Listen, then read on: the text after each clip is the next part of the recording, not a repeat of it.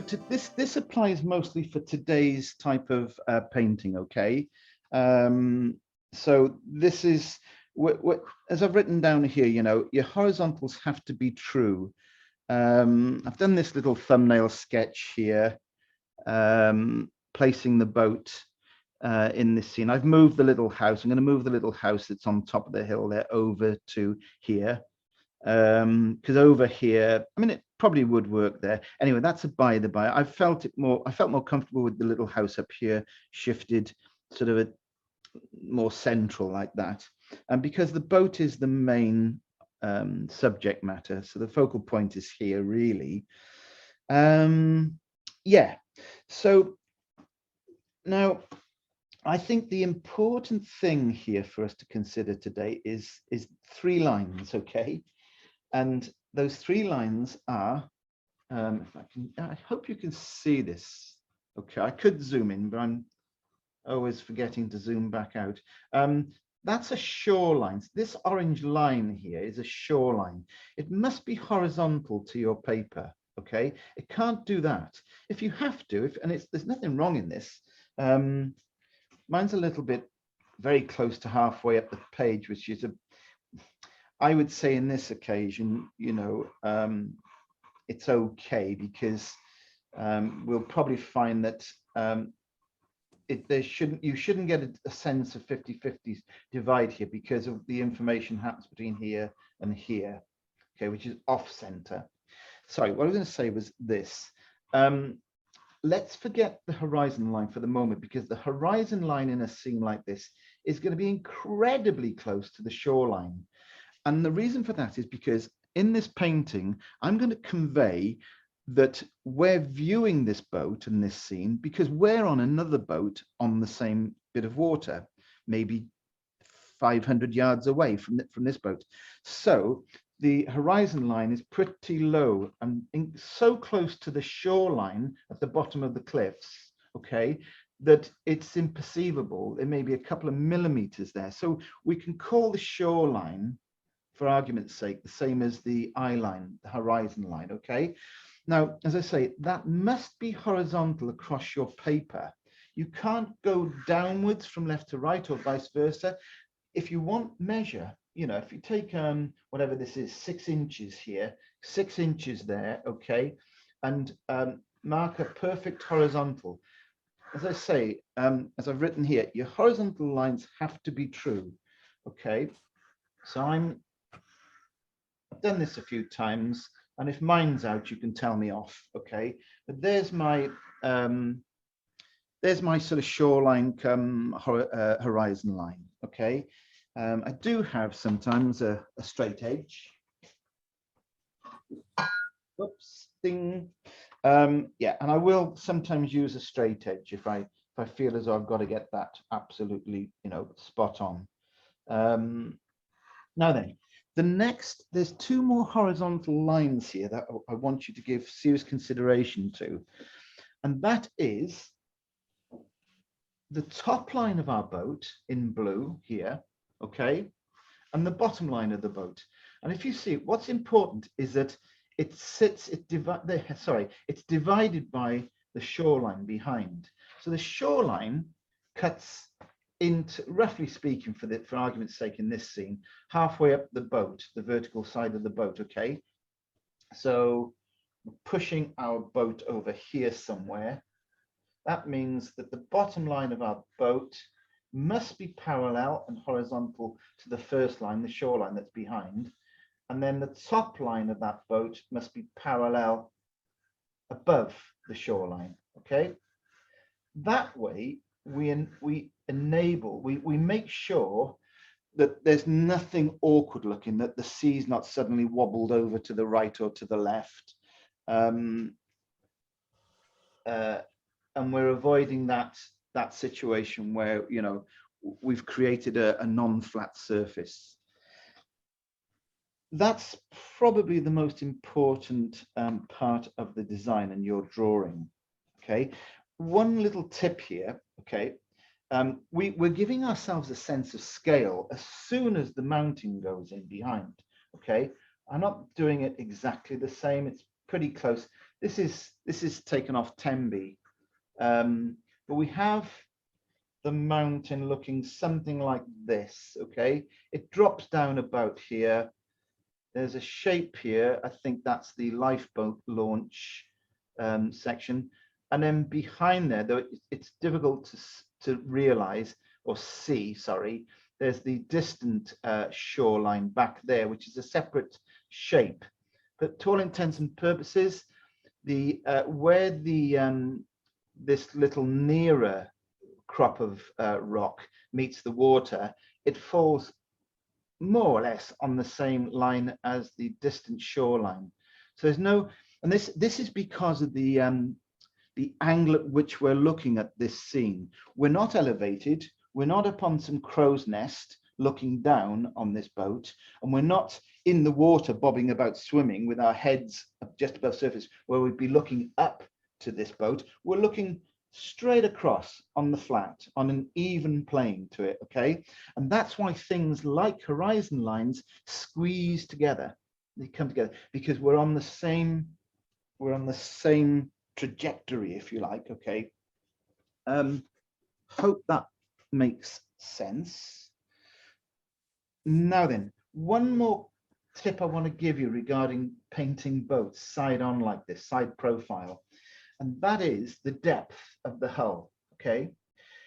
If you make a short boat, if you make a deep hull like this, okay, that's going to look like a bathtub in the water, or it's going to look like an ocean-going liner.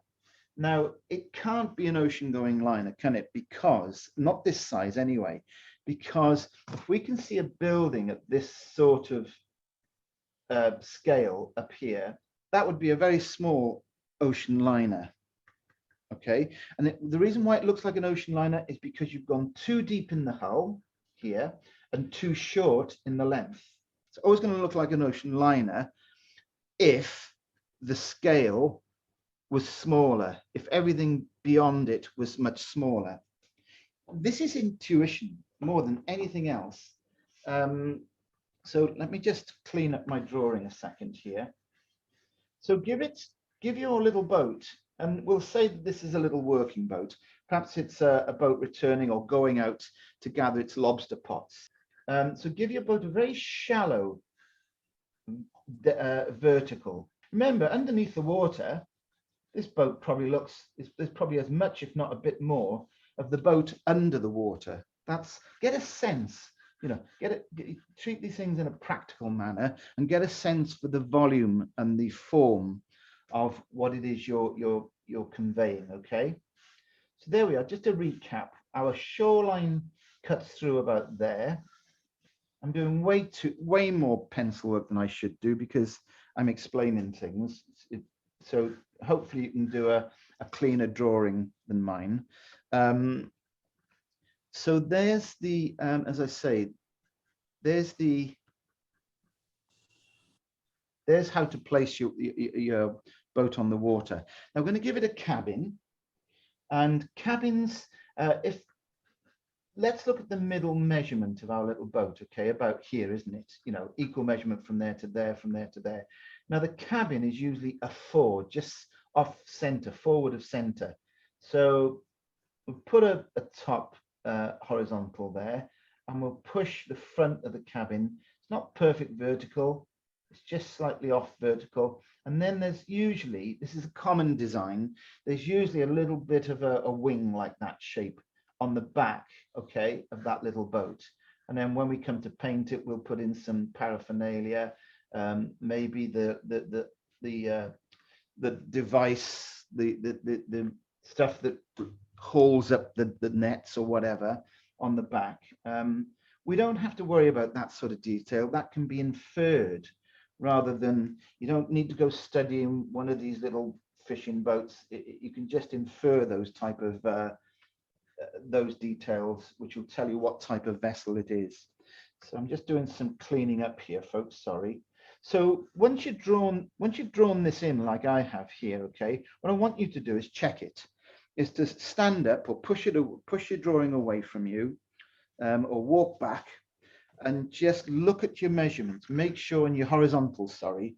So the horizontals that have to be true are the main one, the shoreline directly behind, okay? Then the parallel horizontal, which is the bottom edge of the boat, and the parallel top gunnel, top line of the boat. Now, in reality, a lot of these boats, of course, they'll just go up a little bit in the front there, okay? So you can do that if you want. But you always start by working on getting a sense of the flat. I even used to, sometimes if I was struggling, what I used to think like this. Imagine that we could see the horizon. We can't because there's land mass here. But imagine if we could see the horizon line, it would be very low, close to the shoreline, and it had a vanishing point. And we'll put the vanishing point in the middle for a moment. Now, water, when it's not rough and it's not moving around, is just like any other flat ground. You can imagine a grid coming off it like this, you know, a perspective, linear grid. And then somewhere under all that water movement is a flat thing, is a sense of flat plane, okay? And when you can think like that, you'll get a sense, it'll become intuitive to make sure that your C's look correct, okay? I've seen many, I mean, you can get away with a lot in some respects. If I show you these thumbnail sketches I've made as examples, in this one here, I will just zoom in a little bit here and zoom out a bit in a moment.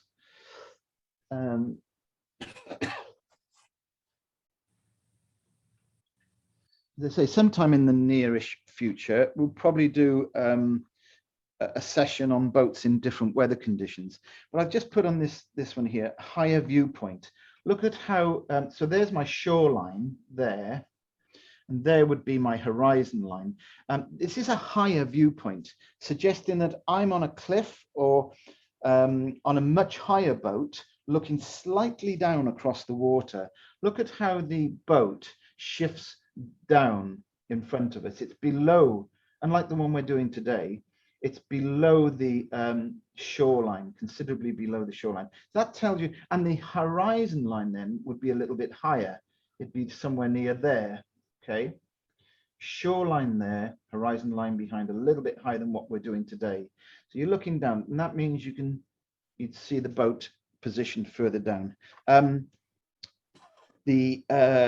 If you get a big swell, you must still always start with a horizontal like that, but the movement you put into your water itself with your brush strokes can suggest a real big movement of water, okay?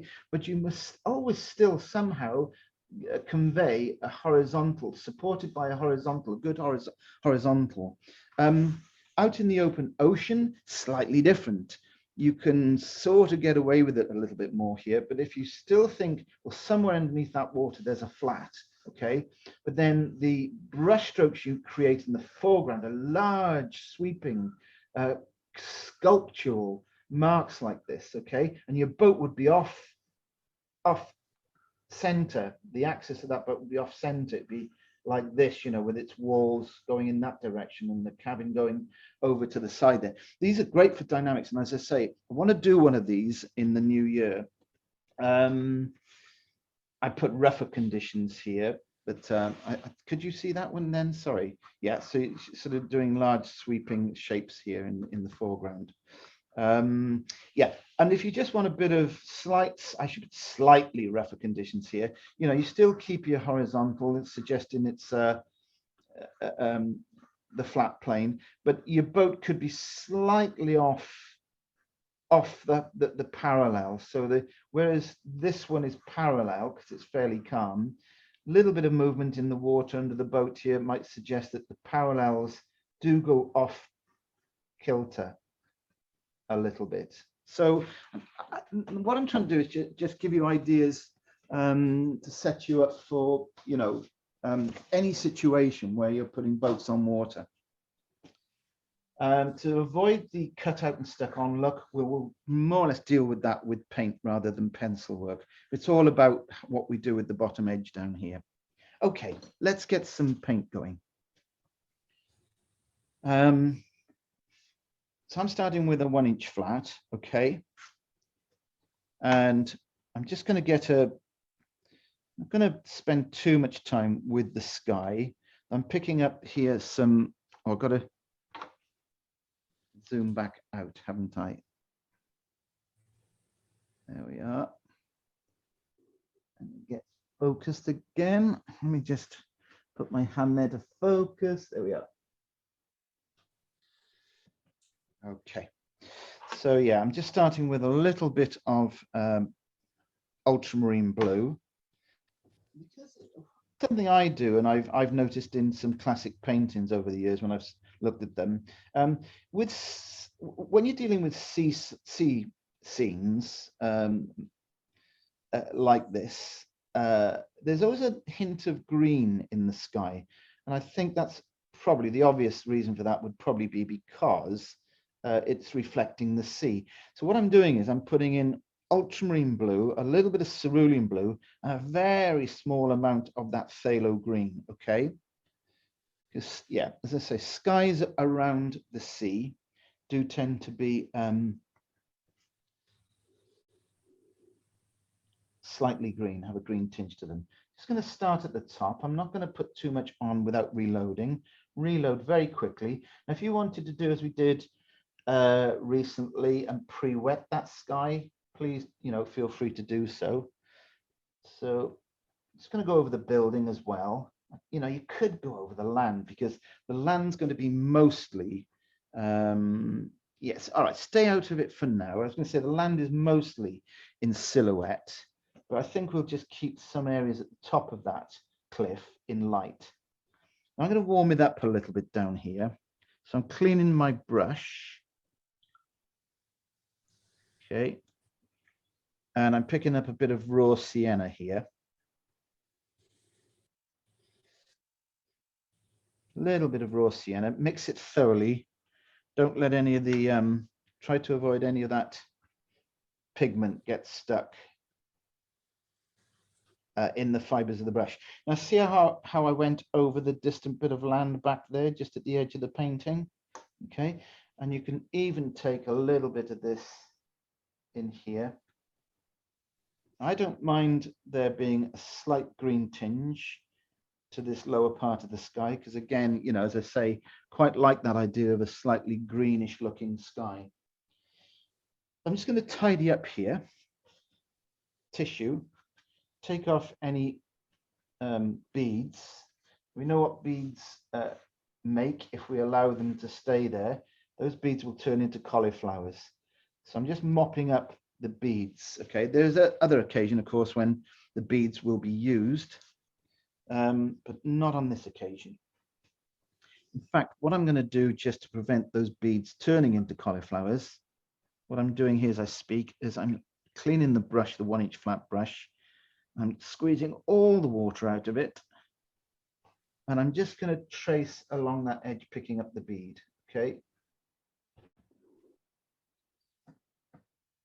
Pick up the bead. If you, incidentally, if you want to suggest the odd cloud, okay? Again, squeezing all the paint and water out of this 1-inch brush. Just take a couple of, this is a thirsty brush now, just take a couple of swipes here across there. And we just create a couple of distant high clouds, okay? 1 or 2, 3, maybe, no more than that. But that can be done now while the sky is still damp. Here's a little tip.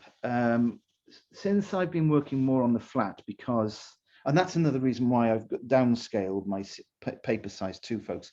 To do these live things using a camera, you're limited a little bit by the size of the paper and the angle of the board itself, okay?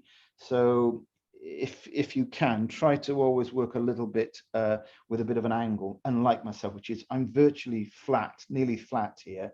And what happens if you are working flat, as I am, masking tape holds on to water at the edge. So I suggest at this stage, before you do anything else, is just make sure that there's no beadlets of water at the edge of your masking fluid, because those two will, when you turn your back on them, they'll seep into your painting. It's like the masking tape releases it suddenly and it goes into your painting and creates cauliflowers. Sometimes those cauliflowers will look great because they look like clouds, but not always. So I'm just erring on the safe side and taking up any moisture. Okay, that's hiding. Okay. Now we could do the landmass next. I'd like to give you all a little bit of breathing space. That's another thing I'm trying to do in these lessons, folks, is just give you guys a bit more time. I know you can watch it and learn to paint from this through the video, but you know, you have chosen to attend the live thing. So I want to make sure that I'm going at a reasonable pace. There will be, as you know, I'm sure all of you know by now, there are sections where you simply can't go slowly. Certain things just have to be painted rapidly because of the effects of drying and mixing paint, working wet into wet. But wherever I can, I'm going to sort of try and do things in a systematic way so you can keep up. Okay. So as I say, we could do the landmass. If you think about it, if you do the landmass now, any moisture here at the edge is going to give you a soft edge. Now, this is quite a bright day. You can tell by the sky. So I'm probably going to plumb for a mostly hard edge to this shape. Well, now's not the time to do that because of the dampness. It won't give you a hard edge. You must do that wet on dry, not wet on damp. So I'm going to go into the sea and we'll put something in the sea. We'll probably come back to the sea as well, but I want to get a wash in the sea anyway. Okay. So more or less the same mix, okay, as the sky, but there'll be a bit more green in this, okay? So I'm using ultramarine blue, cerulean blue, little bit of the phthalo green. You've got to be really mean. Be mean with the green because that phthalo green is quite potent. It's like a alizarin crimson. It's very powerful. You find a lot of your transparent paints are very powerful. Okay, and into that, not right now, but into this, we'll probably put a little bit of a cadmium yellow when we're ready. Now, let's study the photo a minute, okay, before we do the sea. And what you should pick up on is this. There seems to be more light the further you go up, the further away from us in the water, okay? So you sort of squint your eyes and there's a sense that the lightest area of the sea is probably here. And if you think about it, it's fairly obvious. That's because we've got a great big dark landmass here, okay, which is reflected. So you'd expect that area here of the sea to be darker, whereas there's nothing so dark reflecting here other than the light sky. So just think about that when you're thinking about the strength of your paint application. So I'm going to start in the darkest bit over to the left. And as I work to what is going to be effectively, if you were to draw a vertical line here, it's going to start getting lighter, isn't it, about there, because that's where the massive sky is. So as I said, this is only an initial wash. What I'm going to do is I'm just going to sort of almost put this line in ever so slightly shy of the shoreline behind, okay? Now I can still keep the right-hand side light, even though I'm going across for the moment. Look at that, the brush is sort of running out of paint a little bit. Now you've got to get in here pretty quickly because otherwise you'll have vertical lines. Actually, a little bit of vertical line, of course, while we're thinking about it, could work quite nicely because, you know, it might suggest a little reflection of the boat itself. So we'll do that, we'll use that.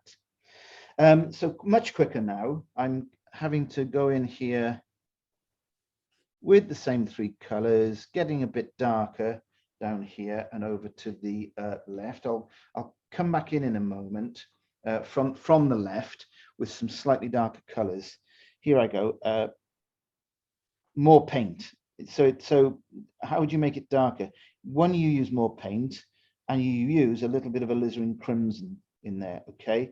And that will give you a much darker blue, like that. And there's a bit of a timing thing here. I want to see if this brush mark stays or whether it dissolves, okay? It'll dissolve if it's too wet. So by dissolve, I mean it'll be soft of edge. So that tells me how wet the paper was, okay?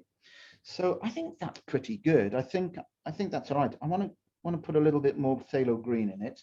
So I'm going to make big brush marks here in the foreground. It's interesting in the photo, there's frothy water right in front of us, and that's obviously off the boat that I was on when I took the photo. So we ignore that. I don't think that does anything for the painting. So what we'll do is these big, count them almost, you know, sort of no messing. These are big, long brush strokes with a fully loaded brush.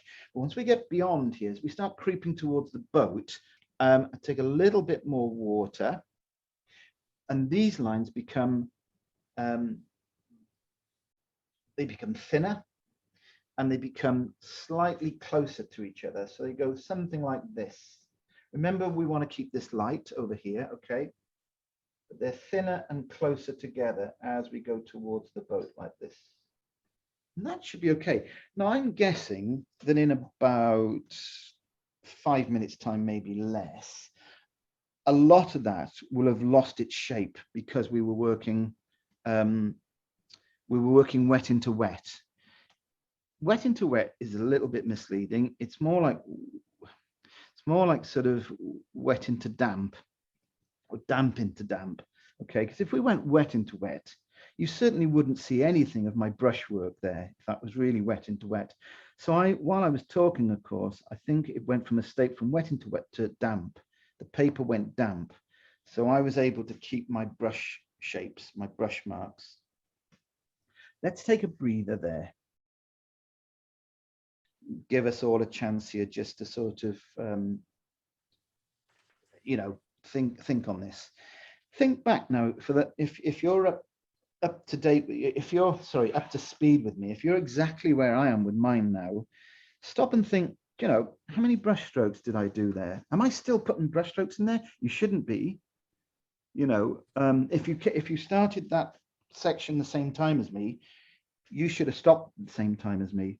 If you're still going with those brush marks, you've done too much brush work. So it's all about how you load the brush, waiting for the time to deliver the paint and make your marks, okay? And how many you make. So notice I've, you know, probably the boat itself will be the last thing I paint in this painting. So what am I thinking about next?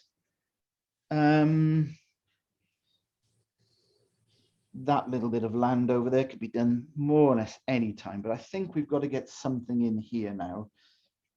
And what I'm saying to myself, I think painting with watercolor more than any other medium is a process of trying to think at least one step ahead all the time, okay? As I'm doing now. As I've been doing since the beginning, since we started the sky. When I'm doing the sky, as soon as I'm done with it, my thoughts go to what do I do next? And in the really early stages, I know really, I'm just explaining, I know that I'm going to do the sky, I know that I'm going to do the sea after the sky, and I know that I'm going to do the landmass after those two big areas, okay? So having that plan in your head, I think really helps. It helps settle you in a way because you don't get stuck as to what do I do next, you know?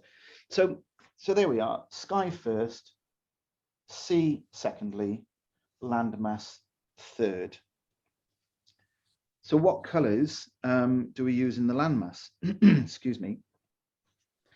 Well, we would definitely put in a bit of the colors that are already in this painting. I would start just by large brush, some weak blue color, because there will be many facets and surfaces in a rock face that will reflect not just the light, but the color of the light. So it'll reflect things that are in the sky and the sea. Okay, it's reflection. Rocks are hard surfaces, and hard surfaces will reflect.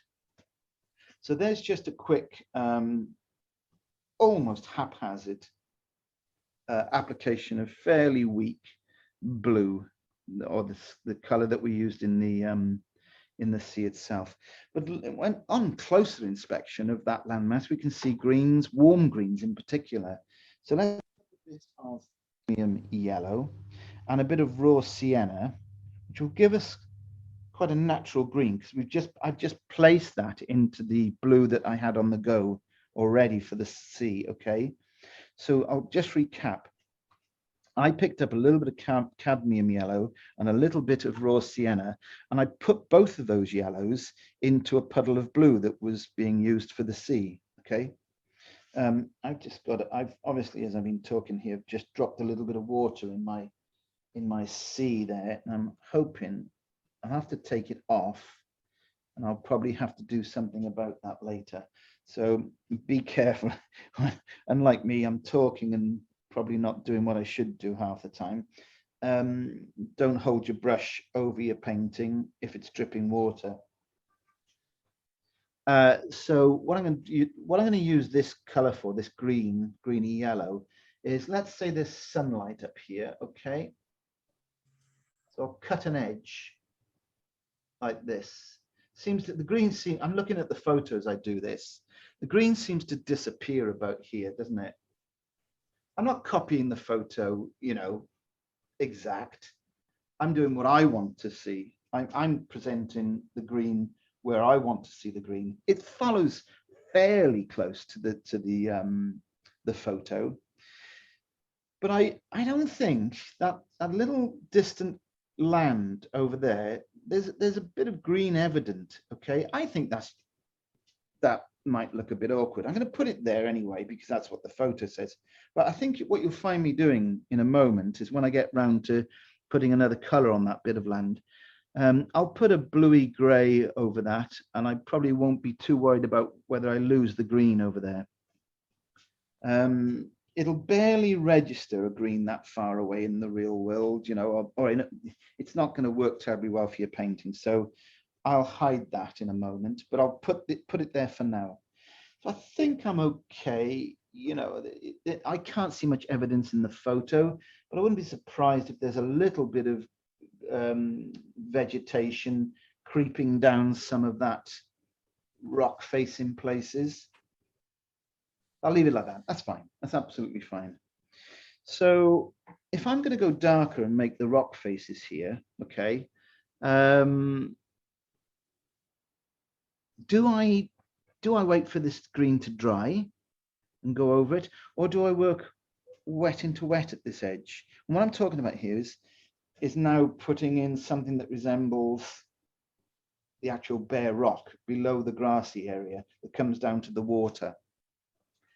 I think I'd be much better off waiting for that to dry, because rock is hard. It's a hard surface with a lot of sculptural facets, with a lot of faces and hard surfaces. So that's not what you get if you work wet in wet. Water is soft, rock is hard. So water, wet into wet, or damp into damp. Rock, wet on dry, for the hardness of edge that it'll give you. So I'm going to speed dry this. So bear with me a moment.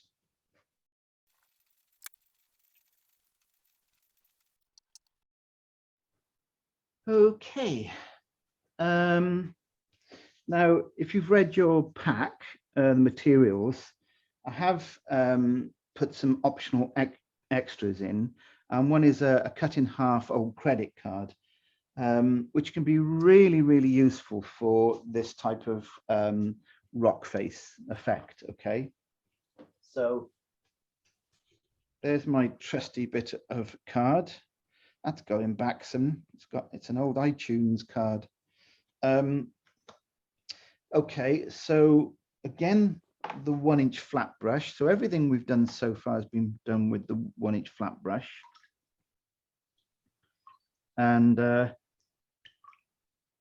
flat brushes, again, are great for more geometrical edges, creating geometrical edges. Okay, so I've just cleaned it. It's more or less free of paint. Obviously, there's a little bit of water in the fibers of the brush. But what I've got to do next is consider the color.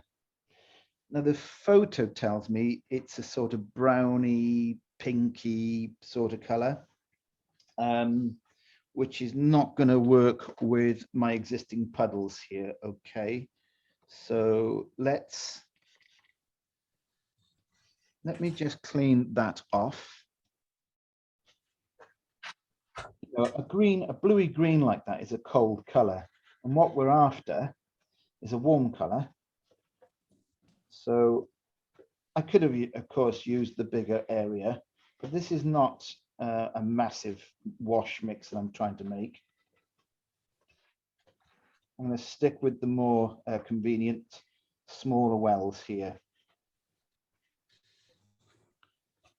So the obvious choice to warm anything up, of course, is going to be from here, isn't it? Any one of these, those two in particular. That's burnt sienna and raw sienna. Those are the warmest colors in here. The red is a warm color, of course. The yellow is quite a warm color. They're sort of hot colors, but the warm, deep warmth comes from the earth colors, generally speaking. The alizarin crimson I'm pointing to, the alizarin crimson that I'm pointing to here is really is a cool color. It sounds like a bit of a contradiction, but because it's red and we think of red as being a warm color, but alizarin crimson is a very transparent, cool red. So bear that in mind. It'll be good in here because it'll play off from the deep warms. It'll give a slightly cooler warm. We'll probably even use a little bit more blue, maybe. We'll tackle that as we go. So if you're with me here, folks, I'll explain.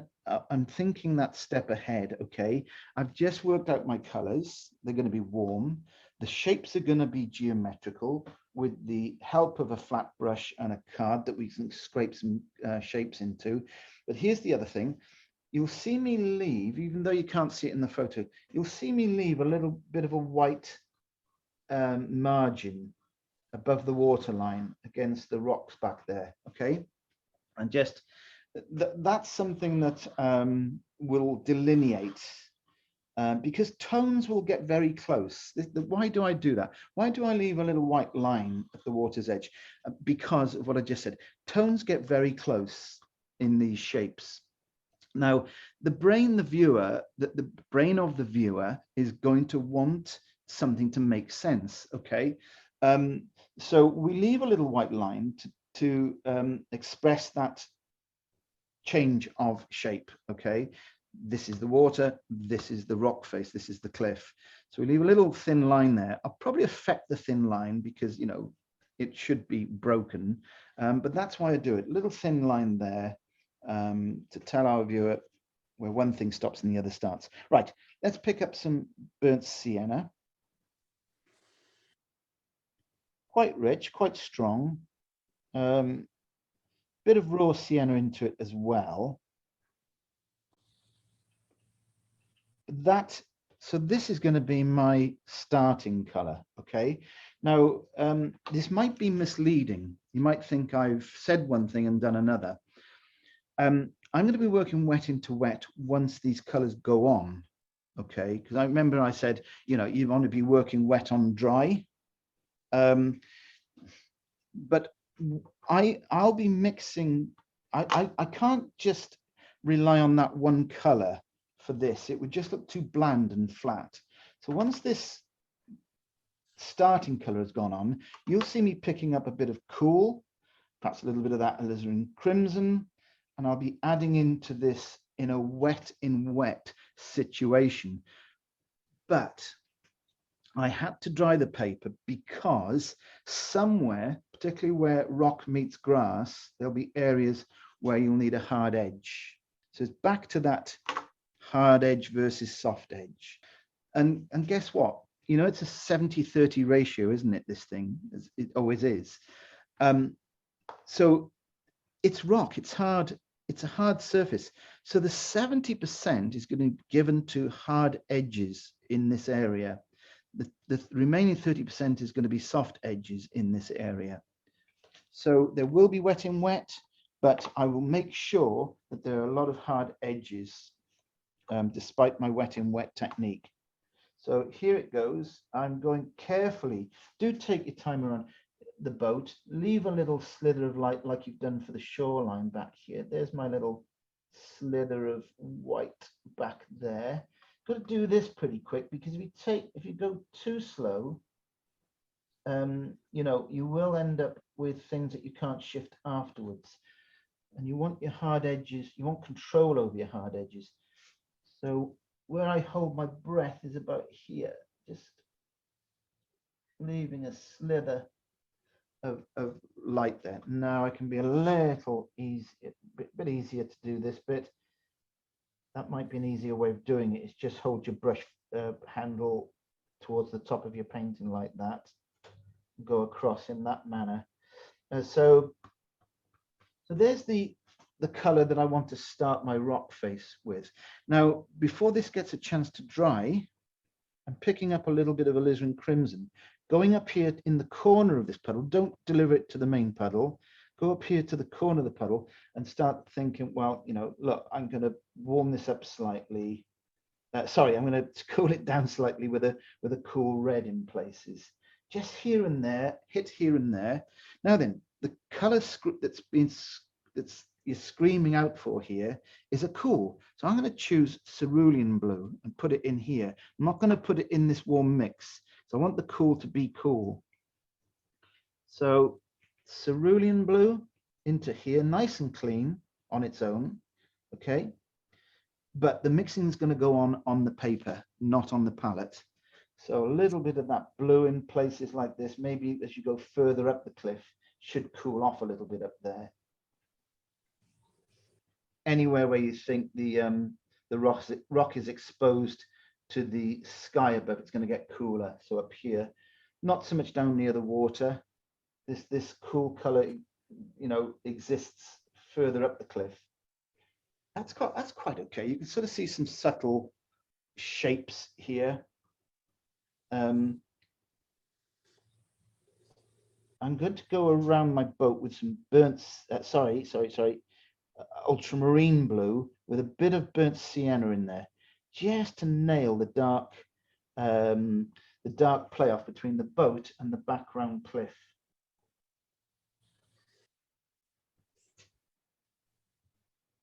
And don't stop like I just did there. Take this beyond the front of the boat a little bit. Don't make your shapes coincide with where the boat stops. Okay, take it back here like this somewhere, maybe even all the way along, or in some areas along the water's edge too. In a moment, we're going to be able to scrape into that paint, but you can't do that at the moment. Okay, I'm just making some sort of, if you study the photo, you can sort of see how little ravines and recesses cut into the grassy area at the top there. You know, make those good. Probably should be a little bit cooler and a little bit weaker. Cerulean blue again up here. Think like you're sculpting. You've got a chisel and a bolster in your hand, and you're cutting this edge, okay, into the land at the back there.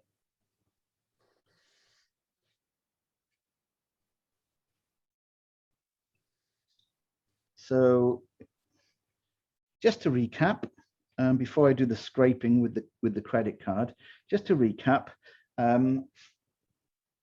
I started with a warm wash. That was burnt sienna, raw sienna up here. That went on first. That gave me all this lovely warmth. Soon as that went in, and as I cut around the edges and left a white slither, I've got a rogue brush mark there. Again, that's just me not being as careful as I should. I don't think I'm worried about that. It looks like a bit like a reflection. That'll be fine. So I was careful to leave a slither of light along the water's edge there. And while that warm color was in there, I then started looking at picking up a slightly cooler color, the alizarin crimson. The alizarin crimson was mixed at the edge of that puddle, okay? And once mixed into the edge of that puddle, it went on here and got mixed on the paper as well. But the blue, when I went in with it, found its own little spot in a separate mixing area. And that was put on all wet in wet, okay? And that was put on and mixed on the paper only, was not mixed into there. Right, let's get to, I think while I've been talking, that this should give me the ideal opportunity to do some scraping. Now, be warned, some areas of this paper will be very wet still. Some will be just perfect for scraping. You cannot scrape into a very wet area. It'd be just like trying to dig a hole in a muddy field when it's still raining. It'll just fill up. So don't try, and you could damage the paper anyway. So don't try scraping where there's too much water. If you tilt your head and look across the surface from an angle, you should see that that area there on my painting, I don't know what it's like on yours, you have to check yourself. That area there looks about perfect for taking a scrape shape, okay? There, but something like that. And then think of the strata. It's not terribly evident in the photo, the strata of the rock. I'm going to go from a right to left diagonal like this mostly, okay? A little bit over here. You don't want to be going this direction, that direction, making a hideous mark of all these different angles, okay? You should think about, as I said, the strata of the rock. Now, I've only done 2 areas, but I think tiny little bit there maybe. I think mostly that's enough there. A little bit around here. If I can try and keep the same strata. I cut up bits of paper, bits of card like this, smaller edges, rather than use this one same length of edge all the time. Maybe up around here we'll put in, again, checking the state of the dampness of the paper. I'm not going anywhere near here and here because I can see a great puddle of wet paint and water. I can go up here. You'll find that probably where I am here, it's mostly at the top of this area is going to be the driest, the first place to dry out. Because there's a slight slope on my paper, the last place for this paint to dry out will be down here where it meets the dry edge, down along that shoreline there. That's going to be wet for some time. Now, I could just take it off, couldn't I? I could just lift it off or speed dry it slightly, and that might give me a quicker way of working. I'm going to leave it like that for the moment. It's so easy to overdo the scraping because you think it's great, this really looks great, and I'm enjoying it. Next thing you know, you've got a horrible mishmash of the wrong shapes, too much of the same shape or whatever. Right, folks, let's give that a rest. And let's just have a very quick break before we come back, because there's not a heck of a lot left to do, believe it or not. I think maybe what I should do before I do this is just put a little bit of something, and I'm just picking up what's already on my palette here, to put in that building up there, something like that. I've used my round brush for this, my number 6 round brush, or might be a number 8. So nothing clever about this little building. It's just a block shape. I'm not going to put the windows in it unless I choose to do that afterwards. It's a little bit of a roof to the building of the lifeboat station there. I think I'll leave it at that for now. Oh, and maybe we should just put that little landmass in with the same color. Very weak and watery. that's that little landmass back there. Okay. I'm going to just lift out a little bit of light off the right-hand side of that building. In the photo, it seems as though the sun is coming from the left, okay? But I know that I know that there'll be reflected light from the sky on that side of the building. So if we're working with a sun that's coming from the left, there'll be a little bit of light on this side as well. So you can sort of lighten up both sides in a way. Just be if you lose it too much, you can go back over it later, because later we will be thinking about a shadow over that rock face there. Okay, let's have a very quick chat. See how you're doing.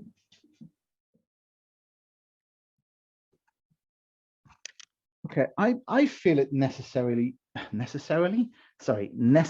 now to deal with something in the boat itself. Okay, so I've got a size, I've actually got a size 8 here, but I'd recommend a size 6 round brush. Especially the most important thing is that it's got a good point. So I've got a size 8 here, a little bit big, but it has got a really good point to it, so I can get away with a slightly larger brush. And we're just going to put something along the around the boat here, a bit of detail around the boat. Okay, my good old trusty mix for this will be some ultramarine blue and burnt sienna. This is more or less dry brush. I'm also putting a little bit of cerulean blue in there. This is almost dry brush, so I dunked this brush in the water and squeezed about as much water out of it as I possibly could. And then, as I say, you know, this technique is such that the paint is very reluctant to come off the brush. Okay, and that's good. That's what it should be like. I just want a broken. Remember, I was saying about you don't want a solid hard line at the bottom of your little boat. Okay, a nice broken line here like this. I can go in a little bit closer if you want me to, but I think you can see that anyway. So there's a broken dry brush line at the bottom of the boat. Okay. Let's say that we'll take a bit of cadmium red. I sort of don't want to clean the brush, but I suppose I'm going to have to a little bit. Take a little bit of the cadmium red. See, if I just use the cadmium red pure, it's far too artificial looking. I'm just going to give this little boat a gunnel. But again, it's dry brush. I've got too much water in this at the moment. I'll tell you what I'll do. I'll take a bit of cadmium red, and I'll take a bit of alizarin crimson. So there's a warm red and a cool red mixed together there. No water added to the brush.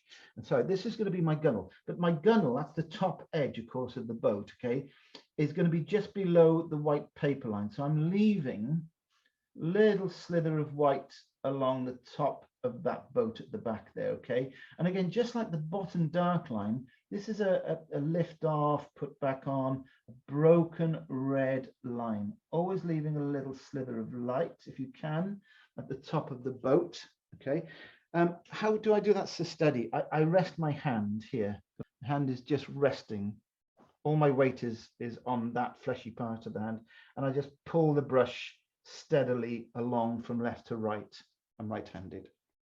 Now you could say perhaps up this front end here, somewhere here, there's a round shape. That would be one of those, indicate one of those fenders, you know, that protects the little boat when it's mooring up. Something like that. Doesn't have to be perfectly round, just a circular type shape. Now I'm going to take some ultramarine blue and add to that dark red color. Perhaps a bit more, a bit more blue there. So I've got like a dark, very dark purple here. And with a single, hopefully, I don't know whether it will, hopefully with a single brush mark, I'll be able to put a window in this cabin, just about there, something like that. There we are. Okay. So there's no paint gone into the hull of the boat at the moment. So I'm going to leave it like that just for now. we will put more additional information on the boat. I just want us to sort of put the boat in place before we do a few other things. So, okay. Right, let's put this round brush down. And I'm now going to pick up a rigger brush, okay?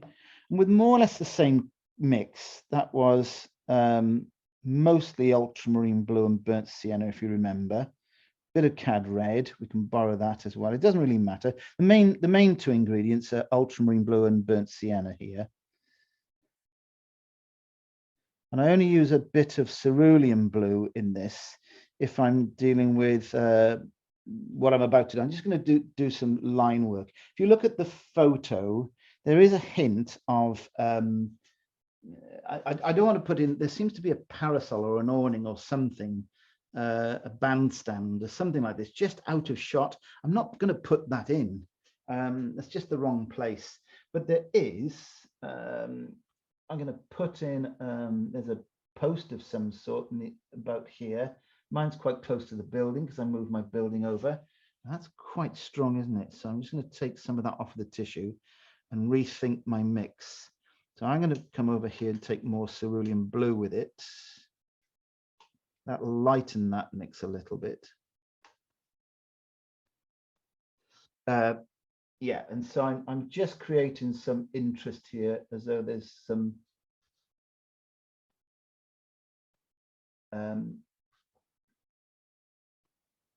just a bit of detail up here like this.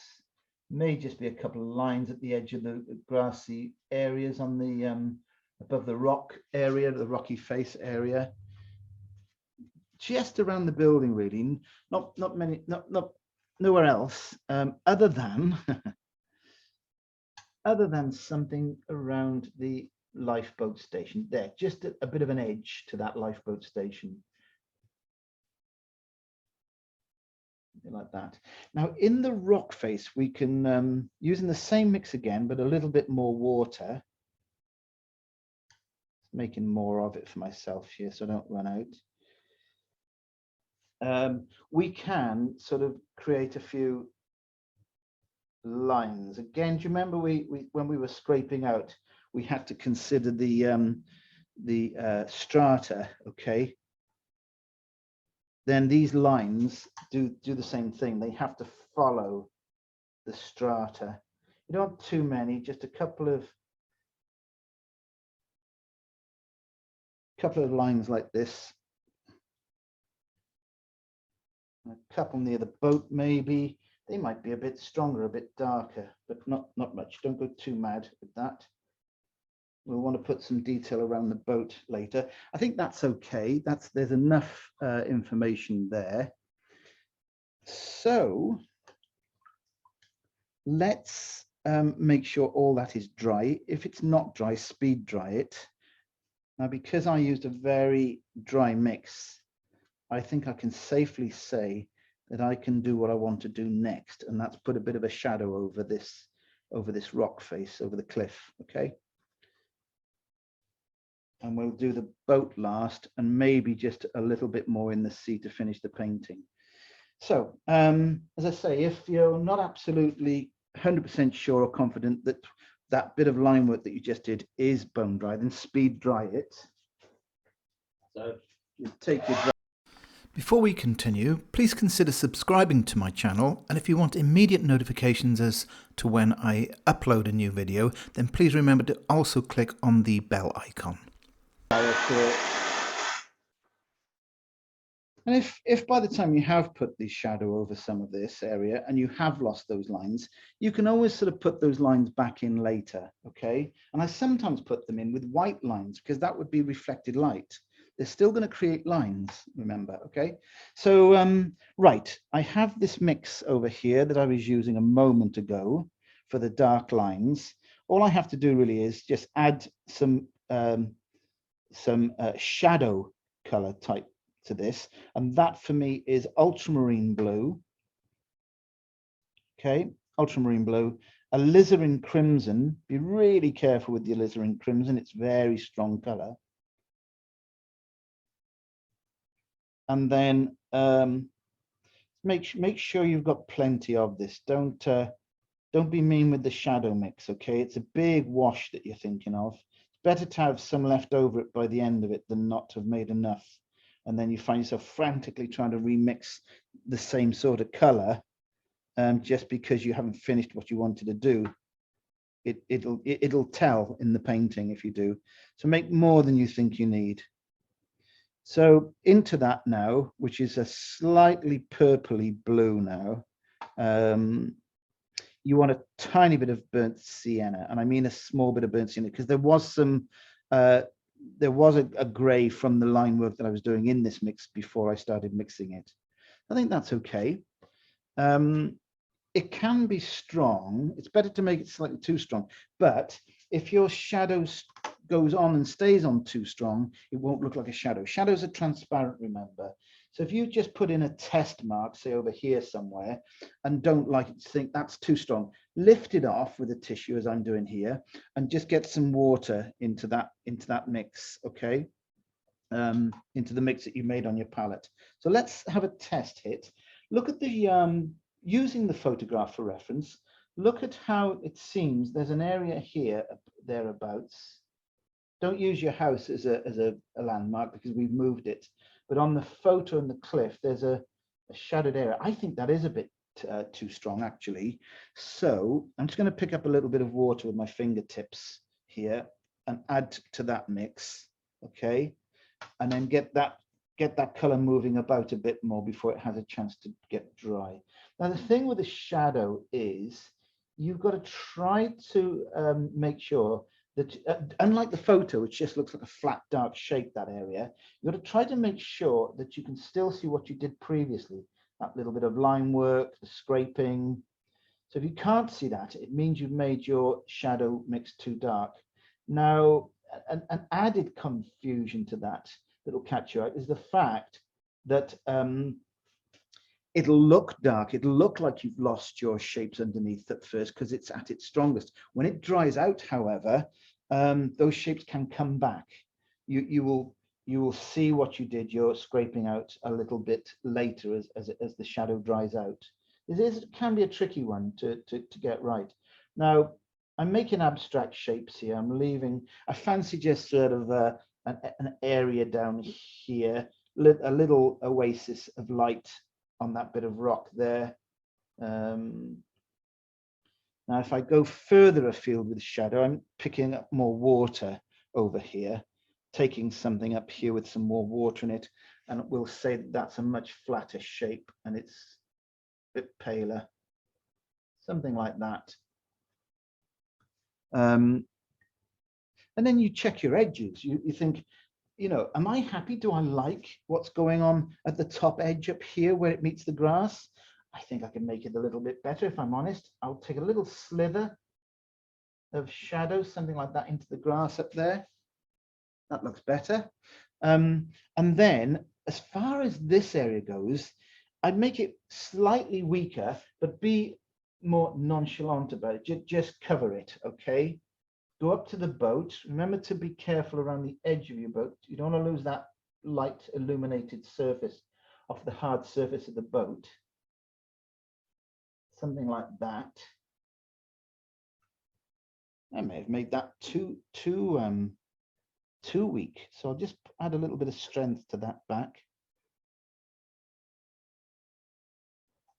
There we are, a little bit of extra strength there. And again, look at what you don't want to do is what I've done here. I've taken the edge of that shadow to the edge of my cabin. It's got the same angle, hasn't it? That the edge of that shadow there to the angle of the front edge of my cabin. It stops in the same place. Don't do that, okay? Take it somewhere beyond so it doesn't look so contrived. So there we are. And now I'm just going to put a little bit of this same shadow color in my sea, only in the foreground. A couple of marks like this, very similar to the ones I made earlier. Okay. Just in the foreground here. Perhaps a little bit more warmth in that purple from the burnt sienna. Just about there, something like that.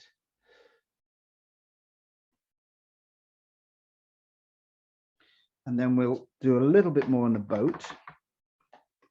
All I'm going to do on my boat is not something I must do first. Sorry, I'm being distracted myself. I've got pockets of shadow color right here. I take those off with a tissue. I've got a shadow just above my boat, pocket, little well of paint, get rid of that, and there, and there. Okay. So what I'm going to do now, I'm going to speed dry my shadow.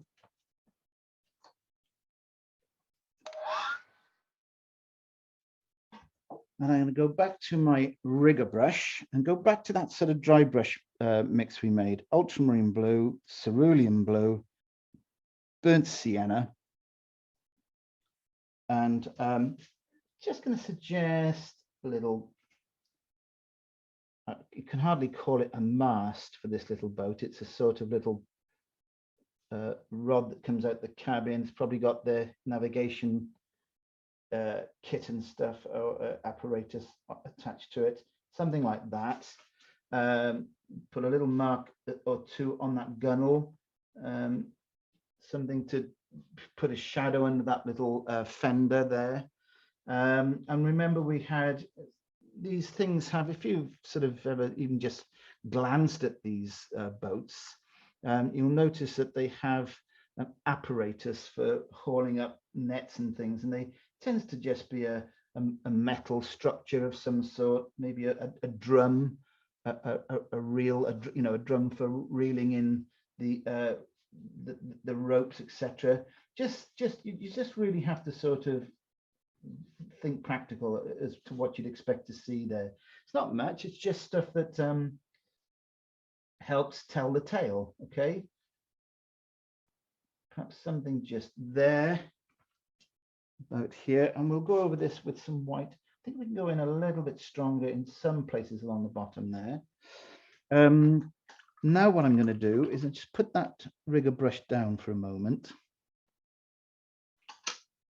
and I'm going to go back to the round brush, and I'm going to take a little bit of white gouache.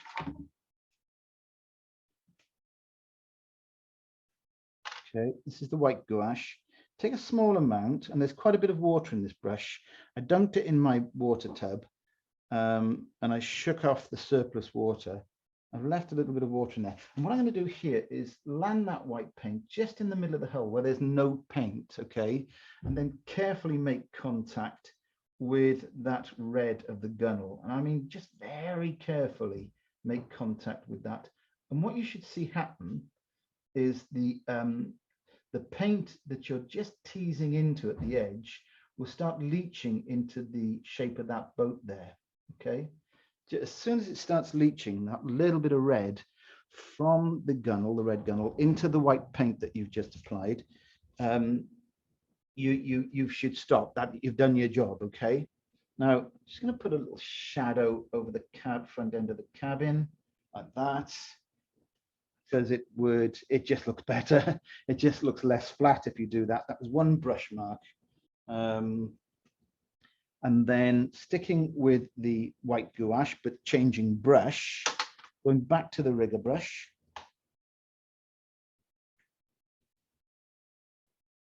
And I'm taking the white gouache straight from the tube. And I'll tap a little bit. I'll get rid of the surplus off that brush just by tapping some white onto my painting. But what I really want it for is just to add, where I went with the dark line, dark paint just a moment ago on the apparatus, the little mast, I'll put a little nick near there. I'll put a little nick at the front end of the boat here. I'll put a little nick of this metal work that's in the apparatus. There's bound to be a surface or two catching light on a hard metal apparatus type thing. I think that gives it a bit more 3D. And then finally, I'm just going to make a slightly harder edge in places on here, just at the water's edge behind the boat. Okay, here and there, imagine just a couple of dark recessed area in the rocks. By doing that, of course, you show the boat off even more. You're just nailing the focal point by doing this, okay? It's quite an organized painting, this. You know, there are elements of tightness about it, but then you've got to go that way sometimes for certain subject matter. Very lastly, I think I'm just going to suggest a little more in the way. I've got the rigger brush this time. It'll give me a much finer control of line.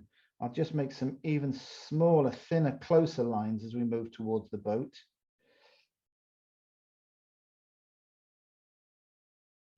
Other than that, I think we're done. I think can't resist this. It's a bit of a cliche, but you know, I would expect the girls to have picked up, the seagulls to have picked up that there's a boat going out. Very abstract shape to these gulls. Sometimes it's just no more than a wing, one wing, or a small crisscross done very quickly. Okay, and there we are. I'm going to leave it at that.